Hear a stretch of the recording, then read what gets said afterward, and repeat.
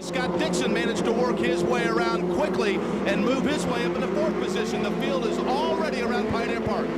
So we keep our eye on the field. 26 cars, Davey, all making their way through turn number 1, and that was the big if this year's. Now they head to turn number 10 and Mark James. Willpower, then it's Briscoe, then it's Ryan Hunter-Reay. Those front three have separated themselves nicely. Pretty much single file, although Joseph Newgarden ran into some trouble there, kind of banged wheels, which opened the door for the Boy Scouts of America car. So while Briscoe and Willpower were dicing it up early on, as it turns out, Willpower in the Verizon car, Davey, has taken the point. Some good racing early. Ryan Hunter-Reay runs third. They're back in turn number 1. Back in turn 1. They're all strung out pretty good. It's impressive how close these guys are running together. Brand new car combinations, engine combinations, different manufacturers throughout. And what a great start for these new cars. Back in front of Jake Query as they head to 4. Willpower, and then about 2 car lengths behind him before you get to the second place car. That of Ryan Briscoe, then Ryan Hunter-Reay. The entire field is single file now. James Jakes looks to the inside to try to make a pass. He decides better, but everybody already in through turn number 8. It's Power, Briscoe, Hunter-Reay, Dixon, and Hinchcliffe. Your top 5. Elio Castroneves is 6th. Tony Kanaan is 7th. Dario Franchitti is 8th. Marco Andretti is 9th. Graham Rahal is 10th.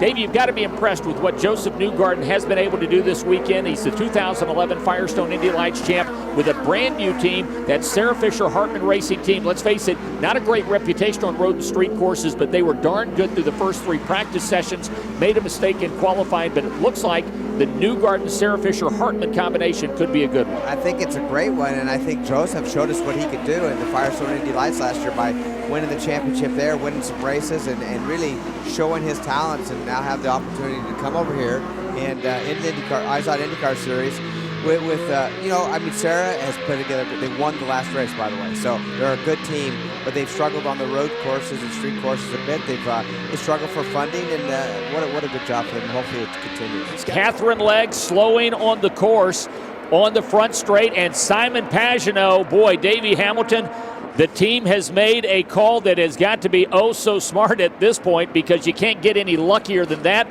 Caution flag is going to come out, and Simon Pagenaud just might be the race leader if everyone decides to stop, and I'm assuming they will on this first yellow. Look, we are green. Ryan Briscoe is the race leader, then Ryan Hunter-Reay shown second, Dixon, and now we've got Dixon making the move, and Davey, he's going to go to second. Yeah, he sure is. Now this is another restart. It's yellows sometimes breed yellows, but everybody clean 3 wide through turn 1. Wow, tight through there. Yeah, Jake Query, they head to you. Scott Dixon was aggressive at the start. He finds himself in second. Pretty good battle back. The battle for 5th as Graham Rahal goes to the outside of James Hinchcliffe. Hinchcliffe shuts the door. The leader, Ryan Briscoe, into 7th. Yep, so we keep our eye on Graham Rahal. Meantime, the leader out in front is Briscoe. Dixon runs second. Hunter-Reay has gone to Turn 3rd. 5. And we've got a problem in turn 5. Willpower got hung out to dry. They went 3 wide through turn number 5. No contact, but that 12 car who dominated and led the first stint of this race lost a couple positions on the track, Mike. And yeah, we've got a piece of debris on track. Looks like it could be from one of the Penske cars. We'll have to check it out. It looks like one of the front end plates. Mark James, as the cars head to you. Turn the car, 15 car of Takuma Sato made a great pass to the inside of the setup at turn number 10, and then he climbed into the throttle mightily and set sail down that short little straightaway, so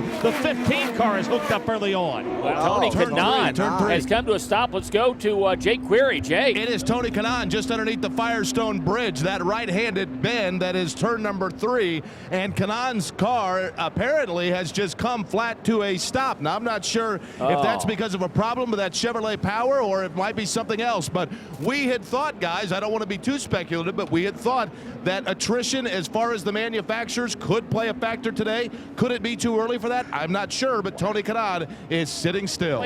We've got Scott Dixon. He is the race leader, snake bitten at this track. The last 4 years he has had 3 DNFs here, but Davey, a good restart as he leads the field into turn number 1. He sure does. Andretti looks like he has a good start as well. They fan out 3 to wide. 3 wide again. It looks like is that the GoDaddy car? Yep, that's Hinchcliffe. Oh, it looks like a little contact between who was that? Sato, maybe. Yeah, it was Sato. Because Taku took the point there. He takes the spot, and Jake Query, the field is in front of you. Scott Dixon has led 57 total laps in St. Petersburg. He's well out in the lead now. Will Power trying to make up room as they move into turn number 5, works his way around Justin Wilson and tries to close in on Dario Franchitti. So the entire field now clearing 5, 6, 7, 8, and now heading to turn number 9. Off of 9, the leader, Scott Dixon. He'll head to Mark James in turn number 10. Through the shadows of the Mahaffey Theater and the Dolly Museum, and it looks like we've got a pass. Who was entertaining thoughts there? Marco Andretti took a peek around the bottom side of Elio Castroneves, but didn't want to leave Takuma Sato too much room. They clear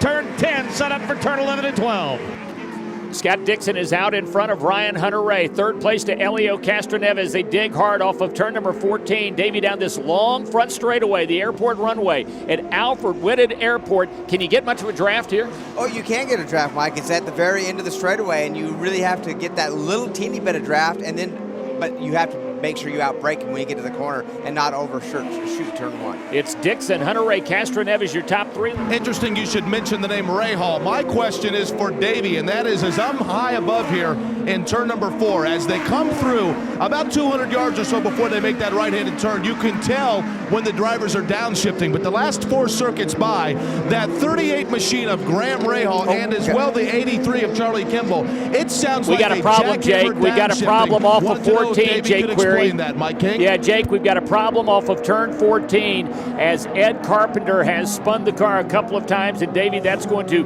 have some implications here, but looked like Ed Carpenter in that Fuzzy's Ultra Premium Vodka car just drove 14, looped it a couple of times, and the car has come to a stop. Yeah, absolutely. Now's the time for these guys that pitted that first round. Oh, he got a little help there. He got a bit of help. It wasn't Ed at all by himself.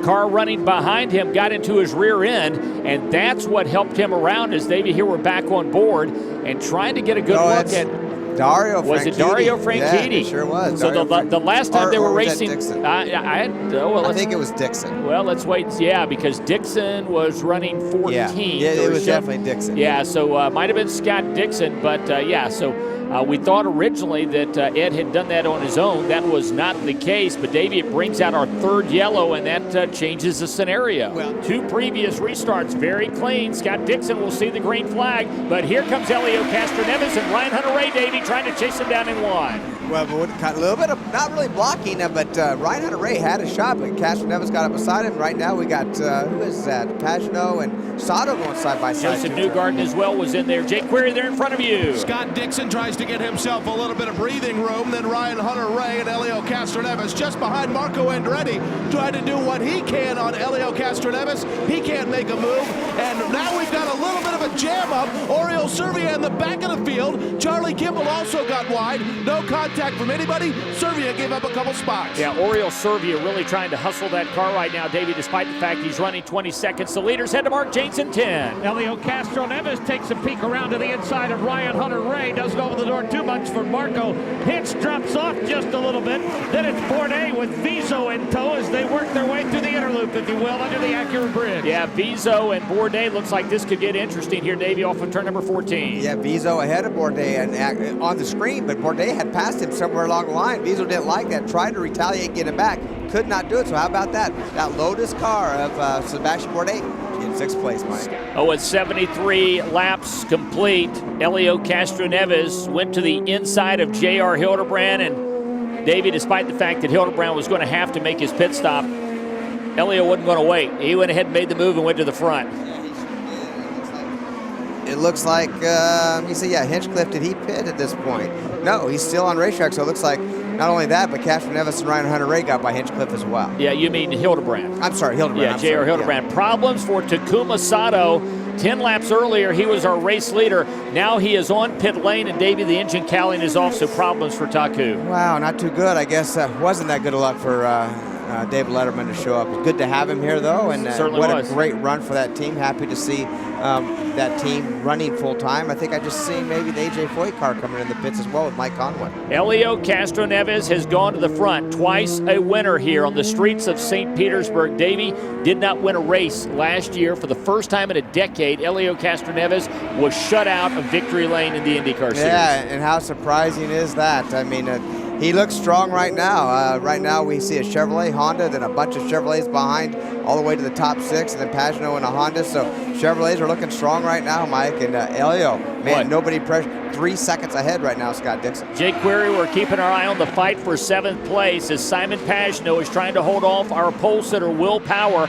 Power going to work on him in turn 1. Now they come off of 2. They'll head to you off of turn number 3. Will Power has certainly earned his paycheck today, as has Simon Pagano. Both have had to go through the field on a couple of different occasions. Pagano in that HP machine, the right-hander into turn number 4. Then to turn number 5, Will Power right there behind him. The lead right now for Simon Pagano, about a half a car length over that number 12. Yeah, and Davey, it looks like Simon's holding him off right now, but Will Power just continues to reel him in. Yeah, you know, Simon early on in this race got a little bit of nose damage. The nose wing in the left front is damaged, and I'm sure that's affecting the handling of that car a little bit.